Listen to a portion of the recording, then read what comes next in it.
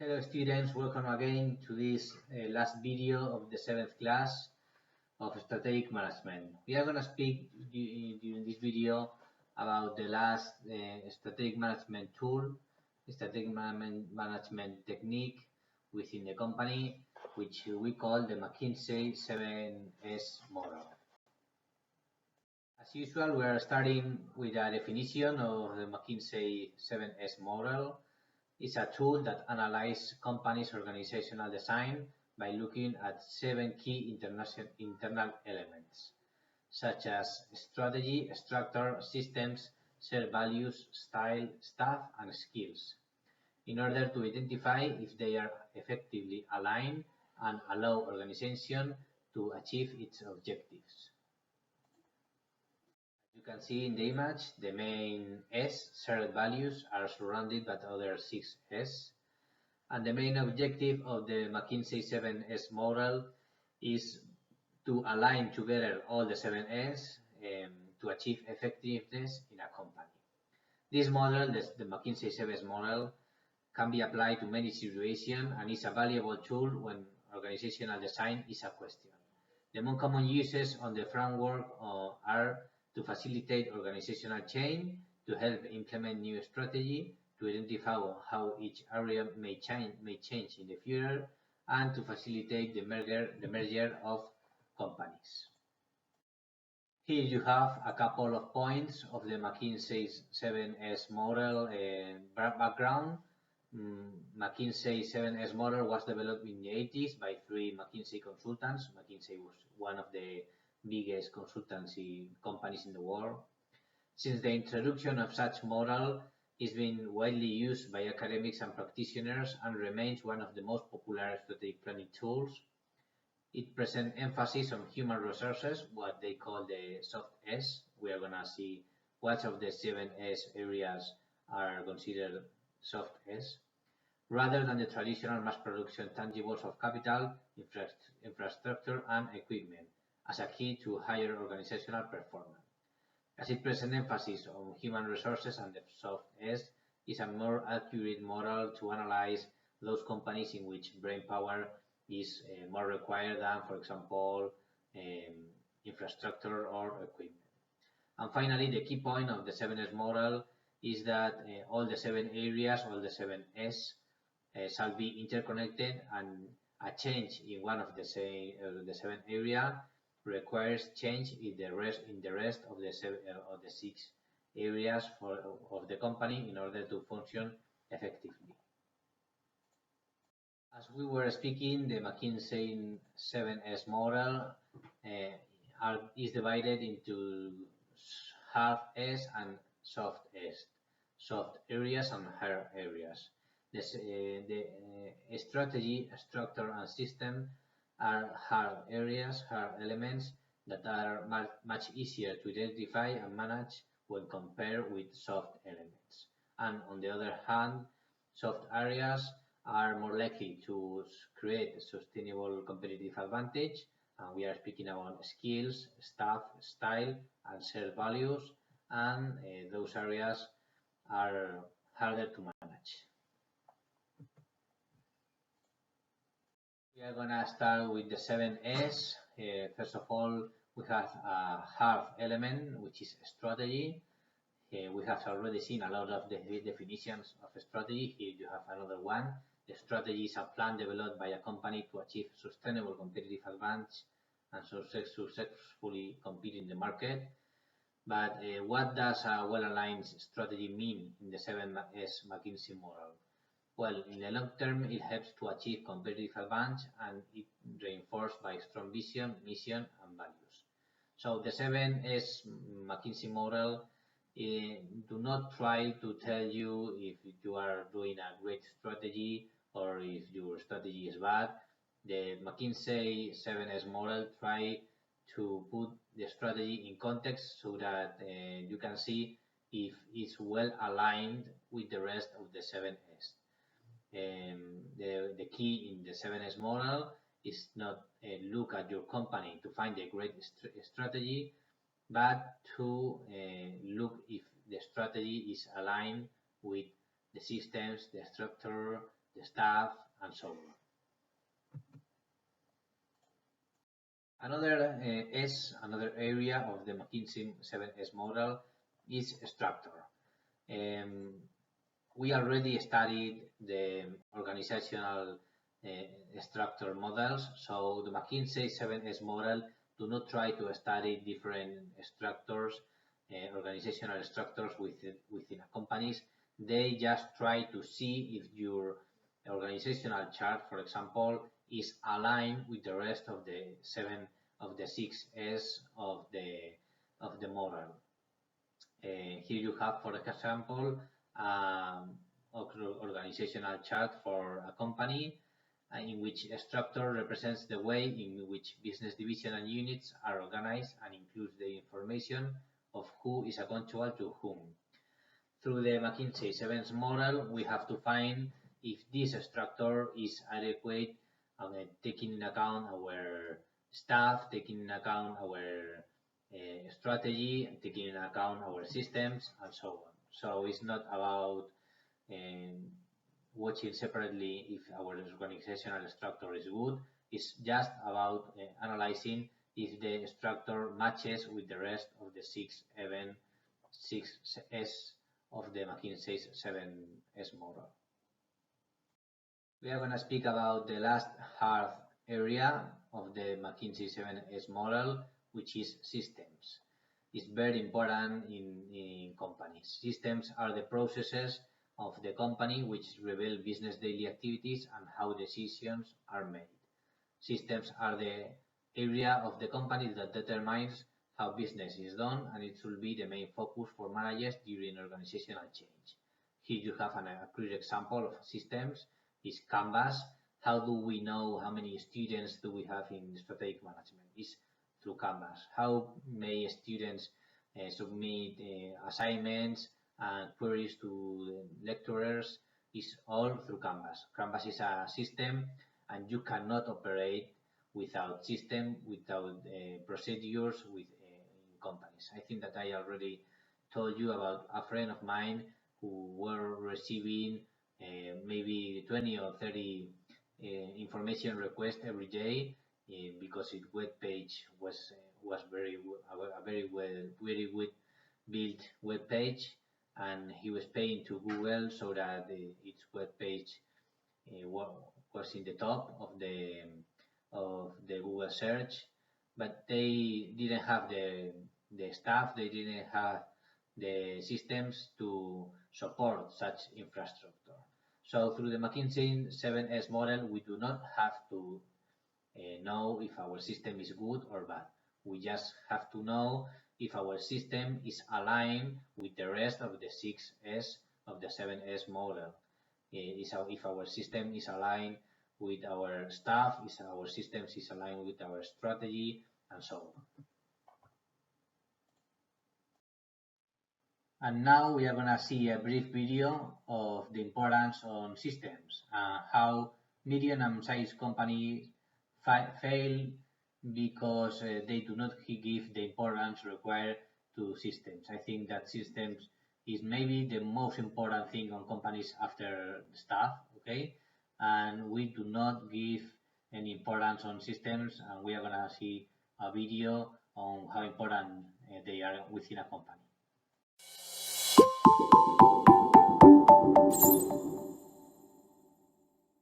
I cannot emphasize more the importance of systems and processes in a business. And I think this is probably one of the areas that result in business failure. When you do not have systems in place, you haven't set out almost the rules of the game in your business, as it were. So if you then have people that you have employed and they don't know where the process starts and where it ends, you will have a mess. You will have a mess, and a mess will result in loss of money, because it's going to cost you to either rectify whatever mistakes may be made. When you don't have processes, you also don't have a way of doing quality controls or quality checks. because the process tells you that you move from point A to point B and from point B to point C, and when it gets to point C, this is what it needs to look like. So if you do not have that, you actually don't know when something reaches your desk and it's at point C, you don't know, because you don't know what it's supposed to look like, you actually don't know how to assess it. I think a lot of small businesses fail because they don't behave or think like big businesses. There's a reason why big businesses are big. It's because they think like big businesses. So what we did from the start is to implement big business processes and systems within a small business environment. It allowed us to manage our costs. It allowed us to focus on efficiency, and in the end, run a better business. Each waiter in my business has a performance contract, as does my head waiter, from my baristas to my managers. So everybody in the business knows what's expected from them. So we always talk about delivering the Whippet experience. That's delivering excellence. But the first responsibility from my side is to clarify to my staff what excellence looks like. After that, I need to say to them, but here are the tools to deliver excellent service or an excellent product. Sometimes we always blame our staff for delivering poor service, but we need to ask ourselves whether as a management team or a support center we actually provide them with the guidance around what our expectations are, and more importantly to provide the systems and processes in order for them to actually deliver on that excellent service. So apart from our people philosophy or our people processes being formalized, every single process in the business has been mapped. We've identified areas in which we are less efficient than others, and we run everything on a project basis. So we have a big project called Project Consistency. It's a second challenge in the brand pyramid, where delivering a consistent service is equally as important as delivering a good product and service. So formal processes and systems are key to what actually makes it work for us.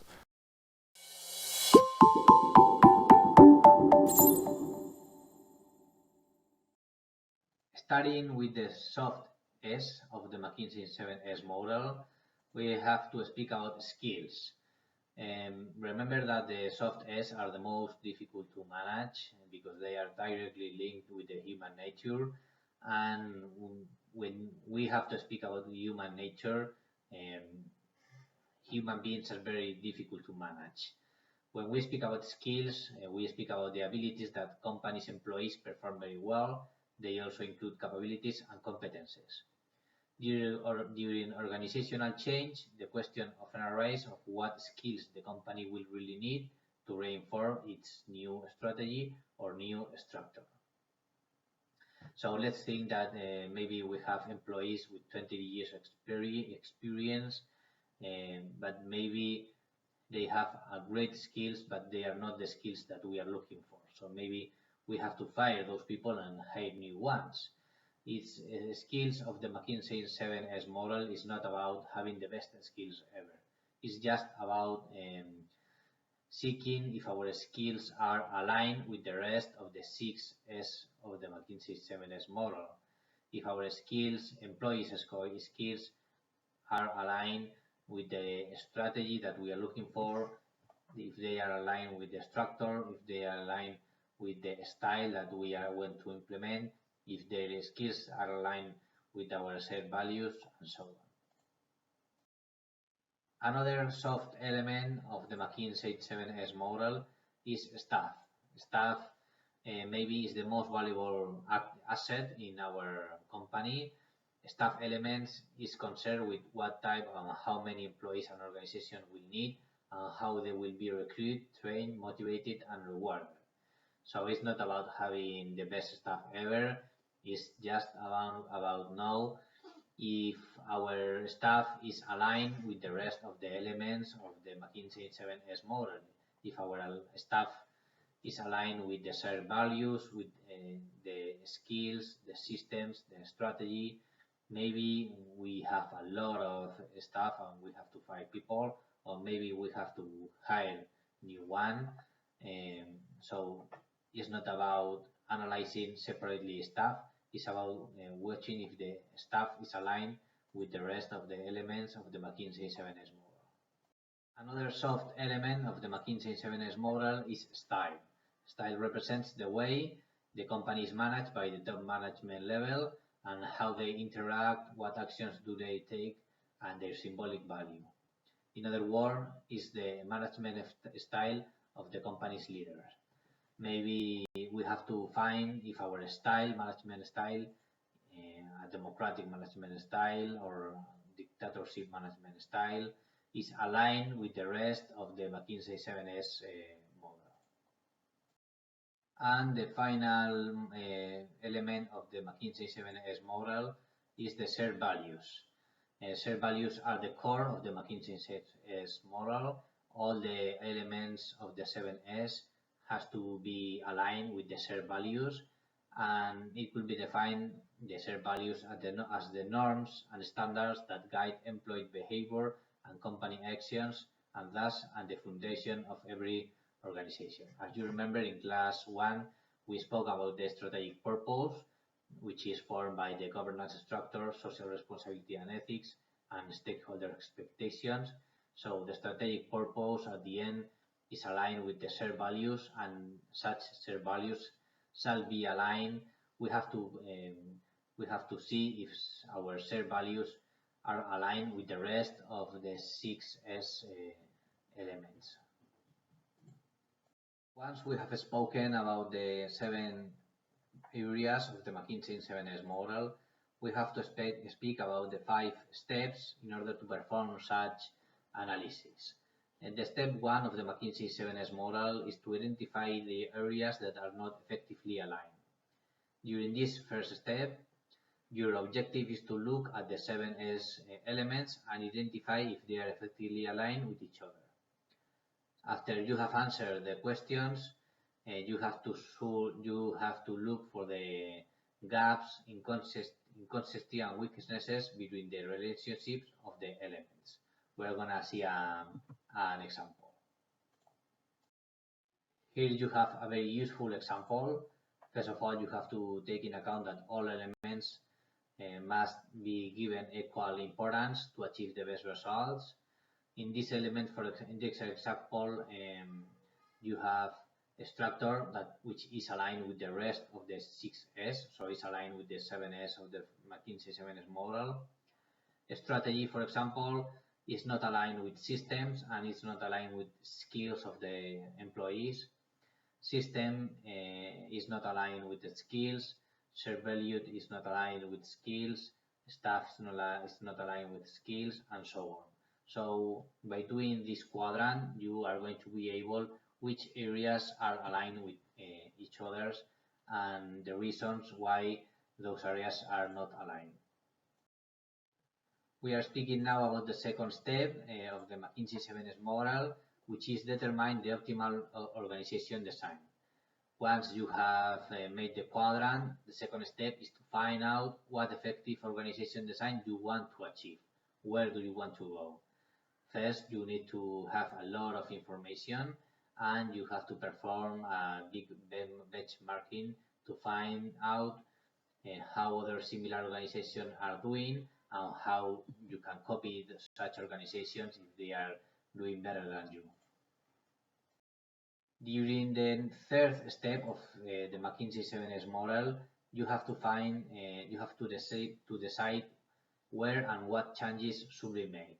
So this is basically to do an action plan, stating certain deadlines and people in charge, and indeed in that action plan you shall detail the areas you want to realign and how would you like to do that. For example, if you find that your company structure and management style are not aligned with your company values, you have to, of course, change your structure and your management style, and you have to put a step plan, a business plan, and start doing it. And that brings us to the fourth step of the McKinsey 7S model, which is, of course, make the necessary changes in order to align all the 7 areas of the McKinsey 7S model. The implementation is the most important stage in any process. Change on analysis and only the well-implemented changes have positive effects. Therefore, you should find the people in your company to implement such changes, or if you think that there are not staff in your company with the necessary skills to perform such changes, you shall hire consultants of third companies that are best suited to implement changes, and put deadlines in order to make such changes. And here you have the final step of the McKinsey 7S model, which is a continuous review of such 7S. The 7 elements are values that are dynamic and they are constantly changing. So a change in one element always have effects on the rest of the elements, and therefore the conclusion is the McKinsey 7S model requires a continuous review of each area and how a change in one concrete area is affecting the other ones, so that the 7 areas are always appropriately aligned. Well, thank you very much, students. This been all for today. This is the end of the third video of the 7th class. Thank you very much. I'll see you on Wednesday. I told you we have a special guest on Wednesday, which is going to speak us about internalization of companies. Thank you, students.